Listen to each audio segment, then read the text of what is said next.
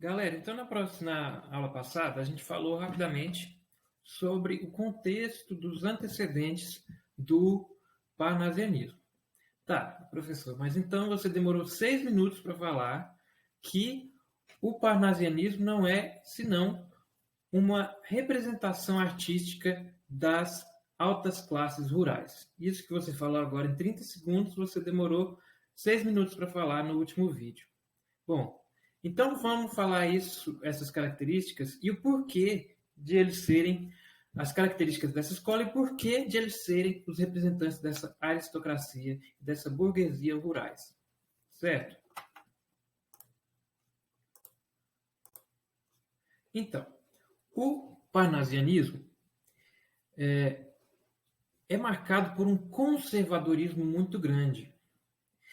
Por isso, os críticos consideram que essa escola seja uma escola extremamente contemporânea, extremamente representativa da sua época. Por quê?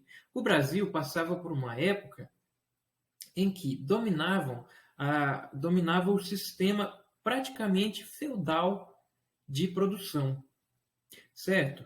Então tinha a Casa Grande e a Senzala. E os senhores dominavam todo o país, esses senhores rurais, certo? Bom, o parnasianismo, então, vai ser a poesia que expressa esses senhores, que expressa o seu modo de vida.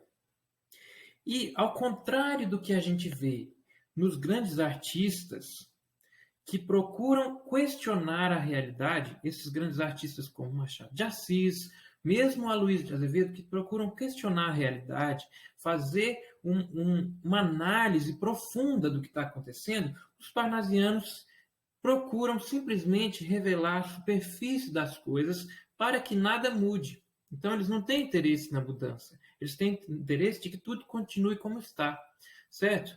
Tanto que os seus representantes principais, principalmente Olavo Bilac, é declaradamente um conservador. Ele foi contra a proclamação da República, depois teve uma série de posições políticas que são conservadoras.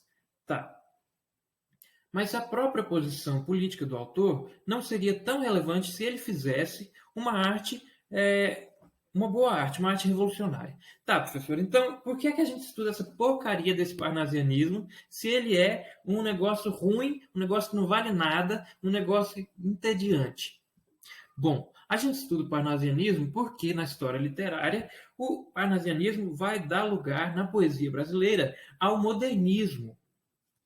Então, isso vai ser muito importante para vocês compreenderem no ano que vem, no terceiro ano, quando vocês estiverem estudando o modernismo brasileiro, vocês vão entender que o modernismo brasileiro se insurge, se revolta contra essa estagnação da poesia, certo? Então, é por isso que a gente estuda o parnasianismo. Por isso também que eu não vou me alongar muito sobre o tema, porque, afinal de contas, ele é um marco importante na história da literatura brasileira, mas não tem importância além de ser um marco. Certo?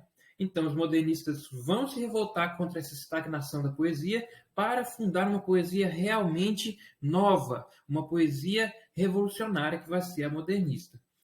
Ok, então essa é a razão, única razão que eu vejo para a gente estudar o parnasianismo. Mas a gente tem que estudar, certo? Porque cai no vestibular. Infelizmente, tudo na escola é assim, né? A gente tem que estudar porque cai no vestibular. Mas então você, vestibulando, você que quer saber essas coisas, porque tem interesse de passar num curso mais concorrido, vai ter que saber o quê para poder fazer a sua provinha do Enem. Então vamos ver aqui. Então, além dessa característica de ser uma arte conservadora, uma arte representativa da aristocracia e da burguesia rural, é também uma arte que procura ser. Esse é um lema muito importante. Lembrem-se desse lema para caracterizar o parnasianismo. Arte pela arte. O que quer dizer arte pela arte? Quer dizer que a arte não busca nada além de si mesma. Ela não busca ser um aspecto de mudança da sociedade. Ela não busca ser uma análise, nem uma síntese da vida contemporânea, nem de nada. É simplesmente a superfície de tudo, certo? da descrição, descrição mesmo. Tem poemas do Olavo Bilac que são descrições de vaso grego, de coisas assim bem banais, certo? E, portanto, isso se representa também na sua forma.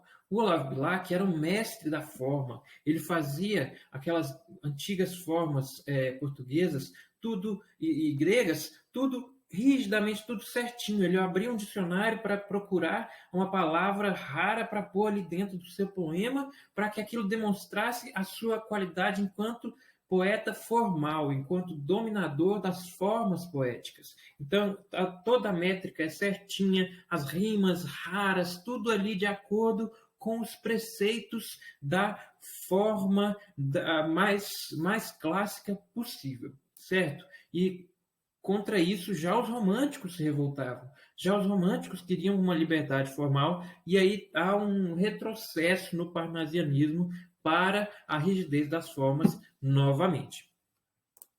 Ok. Bom, de onde vem então esse nome, parnasianismo?